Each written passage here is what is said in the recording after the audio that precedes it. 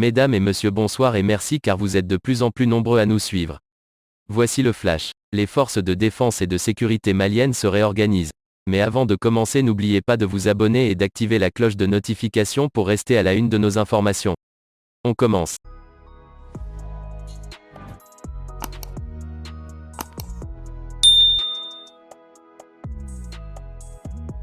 Le Conseil supérieur de défense s'est réuni, vendredi après-midi, au palais de Koulouba, sous la présidence du président de la transition, le colonel Assimi Goïta, pour valider les nouvelles mesures sécuritaires destinées à combler le vide créé par le retrait de Barkhane de certaines régions, dans le nord du Mali.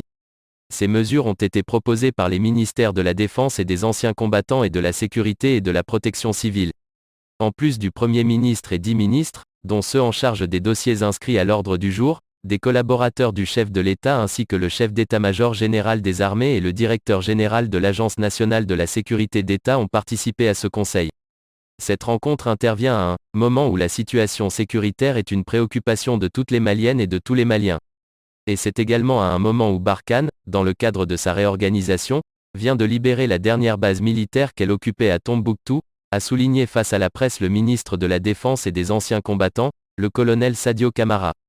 Selon le colonel Camara, des instructions ont été données par le chef suprême des armées pour que nous puissions prendre en compte la situation sécuritaire de l'ensemble des Maliens. Les mesures en question s'inscrivent, donc, dans le cadre de la réadaptation du dispositif. Il s'agit de renforcer nos emprises et continuer à mener nos opérations de sécurisation des personnes et de leurs biens. Nous pensons que nous allons être en mesure de sécuriser l'ensemble des Maliens, a rassuré le ministre.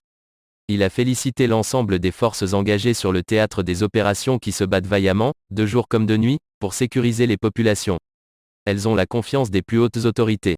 Nous les encourageons et nous leur demandons d'être unis, disciplinés, de se donner la main et qu'ensemble nous vaincrons, Akon. Eh bien les amis, c'est déjà la fin de notre petit flash d'infos. Mettez-nous un pouce bleu si le contenu vous a plu et à bientôt pour de nouvelles informations.